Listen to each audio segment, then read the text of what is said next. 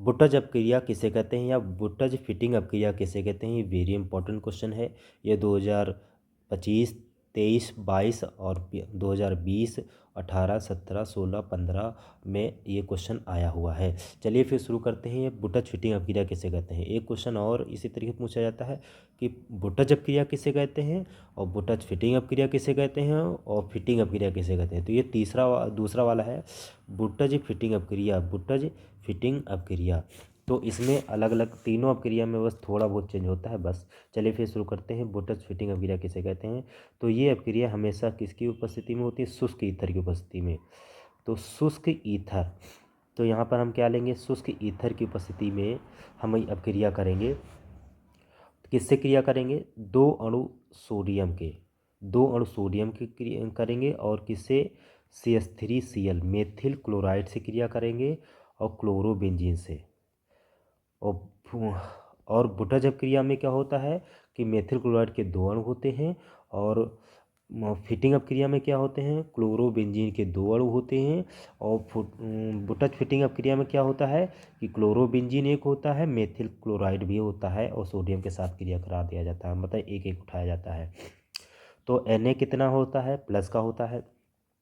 Na ये plus का है और CH3 कैसा होता है, प्लस का होता है। Cl कैसा होता है, माइनस का होता है। और बेंजीन में ये जो नाभिक है, पहला फर्स्ट नाभिक, ये प्लस का होता है, ये कैसा हो जाएगा, माइनस। इस तरीके से हम अपक्रिया अपने मन में तोड़ लेंगे। और क्योंकि इसी तरीके से ये ट्रिक होती है, क्यों, क्योंकि प्लस और ये बात याद करने वाली, प्लस और माइनस को जोड़ते हैं। केमिस्ट्री में हम प्लस और माइनस को क्या कर लेते हैं, जोड़ लेते हैं। जैसे ये Na कितने हैं, यहाँ पर 2 हैं, तो यहाँ पर हम Na को हम जोड़ेंगे किसमें, प्लस में। ये प्लस है, माइनस में जोड़ेंगे तो माइनस कहाँ है, Cl है। तो इस Cl में हम क्या करेंगे, जोड़ेंगे। तो क्या हो जाएगा, NaCl। Na को हम Cl में जोड़ेंगे तो क्या हो जाएगा, NaCl हो जाएगा।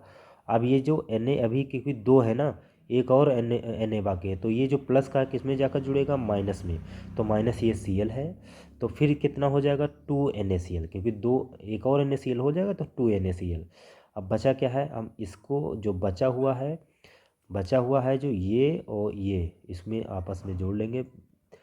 बेंजीन के ऊपर क्या हो जाएगा, CH3। इसी को बोलते हैं टॉलुइन। ये है टॉलुइन और ये है सोडियम क्लोराइड। तो ये अपक्रिया, इसी अपक्रिया को हम क्या कहते हैं, बुटज फिटिंग अपक्रिया। मतलब कैसे, शुष्क ईथर की उपस्थिति में मेथिल क्लोराइड को क्लोरोबेंजीन को सोडियम के साथ क्रिया कराते हैं तो हमें टॉलुइन प्राप्त होता है, अर्थात सोडियम क्लोराइड भी निकलता है। या फिर ऐसे बोल सकते हो, हेलो एरीन की क्रिया सोडियम